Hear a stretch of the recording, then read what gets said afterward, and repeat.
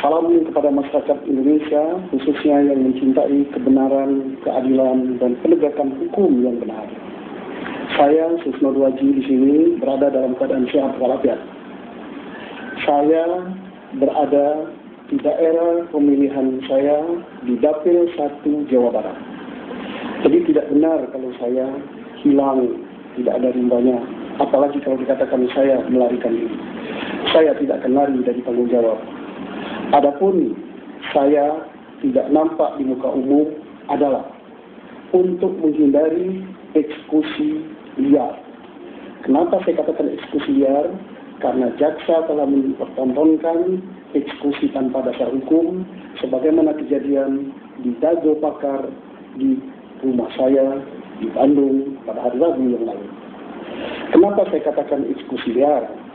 Karena putusan perkara terhadap diri saya semuanya batal demi hukum. Mengapa demikian? Karena putusan pengadilan negeri pada bulan Maret 2011 tidak mencantumkan pasal 197 ayat 1 huruf K. Karena waktu itu Susno Dwaji tidak berada di dalam, sedang bebas demi hukum. Berarti batal demi hukum.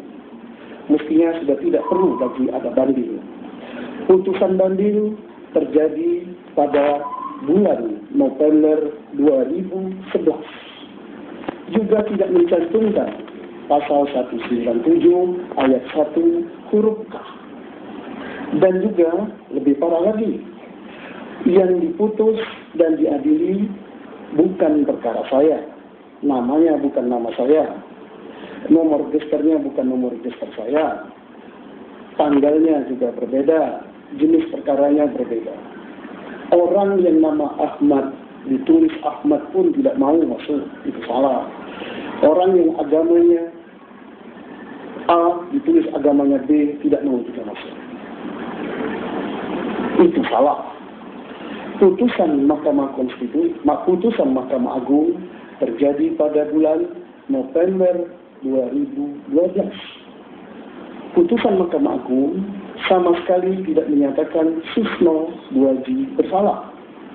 Putusan Mahkamah Agung tidak mencantumkan Susno Dwaji dihukum sekian tahun atau sekian bulan atau sekian hari, bahkan sekian menit juga tidak. Juga putusan Mahkamah Agung tidak memerintahkan Susno untuk masuk ke dalam penjara atau untuk ditahan, karena memang tidak ada hukumannya. Putusan Mahkamah Agung juga tidak memerintahkan untuk kembali kepada putusan pengadilan sebelumnya, pengadilan tinggi ataupun pengadilan negeri. Putusan pengadilan adalah declaration, tidak boleh ditafsirkan. Kalau Jaksa Agung tidak puas dengan putusan Mahkamah Agung, silakan untuk melakukan upaya hukum sesuai dengan prosedur dan ketentuan undang-undang yang berlaku. Kalau tidak juga menerima putusan Mahkamah Konstitusi, silakan lakukan upaya hukum. Saya tidak akan melakukan upaya hukum. Kenapa?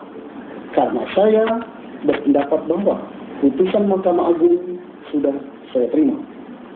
Putusan Mahkamah Konstitusi yang menyatakan bahwa pasal 197 ayat 1 huruf K, putusan judicial review-nya oleh Mahkamah Konstitusi tidak berlaku surut.